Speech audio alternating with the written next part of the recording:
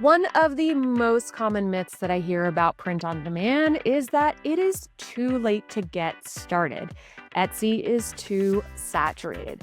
I hear it almost every single day as a voice in this space, and today I want to break that down. Welcome to this week's Coffee and Cha-Chings. My name is Emily, and I am a top 1% Etsy print on demand seller and coach. And every week, I am bringing you tips, tricks, trends, tools, all the things to be able to implement in your Etsy print on demand shop to help you grow. Now, I started my print on demand journey 3 years ago with no design experience and no business experience. And over time, I have developed simple strategies that work. And I love helping others to be able to find that same success, even if they don't have any design or business experience as well. But when I work with new sellers, and at this point I have worked with hundreds of new sellers, one of the most common criticisms that I hear is that honestly, it's too late to get started on Etsy. I missed my window back in 2020 during COVID. That's when all the print on demand sellers and coaches were able to make their money. And honestly, one of my favorite hobbies is being able to prove people wrong when it comes to that assumption. Now, I'm sure you're thinking it's probably easy for you to say because you're sitting there with a six-figure shop and a YouTube page and all the things. But honestly, I have the data to back it up. So, what I want to show you today are some examples of print on demand shops that are actually doing the thing. They are new shops. They are under a year old and they are making killer sales on Etsy. And not only am I going to show you the stats on some of these shops that are having incredible sales in their first year, I'm also going to give you some of the tips of how those shops are getting there and what patterns I'm seeing working for these newer shops that are starting in 2025 or 2026. All right, so enough talking from me. I'm going to pop up here some stats that I have found, and these are just a handful of shops that I am seeing. And again, these are shops that are under a year old that are making incredible sales, even as a brand new seller. Because again, what's that criticism? It's impossible for a new shop to make sales on Etsy, it's too saturated.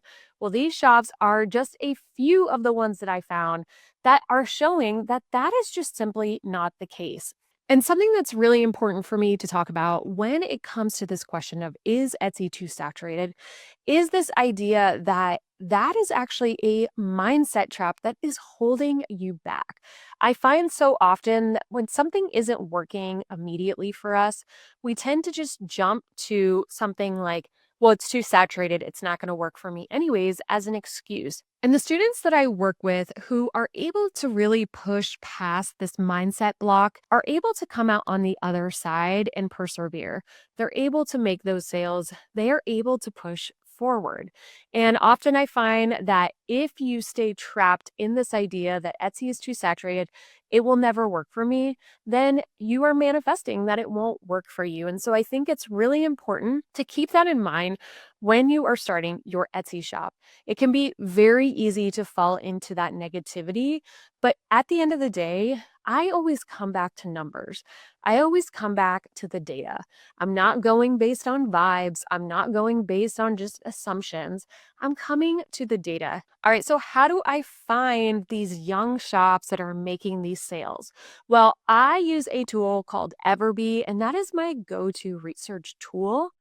And under the product analytics tool on the extension, you are able to filter listings by shop age.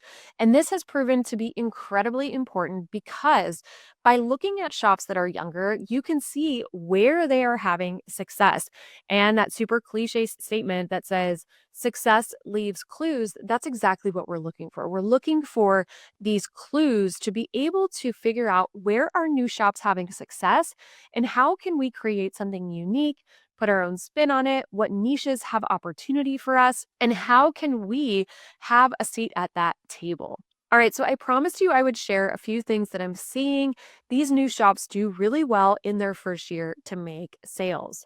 Number one, I see a lot of them are selling giftable products. Now, you know, I'm a giftable products kind of girl, and I see that a lot of sellers are starting not necessarily with t-shirts and sweatshirts like many of us have done before, but now they are starting with other products like journals and candles and things that are more giftable and leaning into Etsy being a gift platform.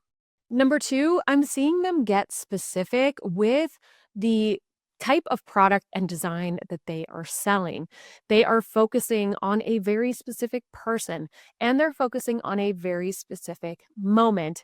And I have been talking about this in my How to Get Your First 100 Sales on Etsy series and talking you through exactly how to implement that formula. The third thing I'm seeing is that a lot of these shops are focusing on one product type, maybe two, but a lot of these newer shops are staying focused on one product and really becoming an expert at that product.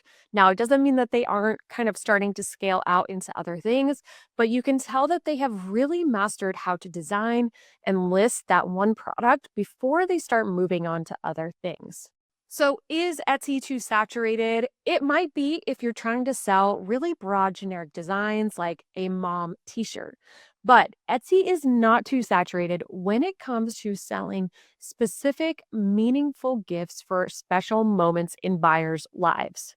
And using the Everbee tool, we can sort listings by shop age, which it can help us figure out where there is room at the table for us to stand out as a new shop. So I would love to hear your thoughts about today's coffee and cha-chings and what you've experienced as a seller on Etsy. And don't forget to post your questions and comments below so I can answer them in an upcoming segment. If you want more tips, trends, and tools for your Etsy shop, don't forget to hit like or subscribe so you don't miss a single weekly video. I'll see you next time.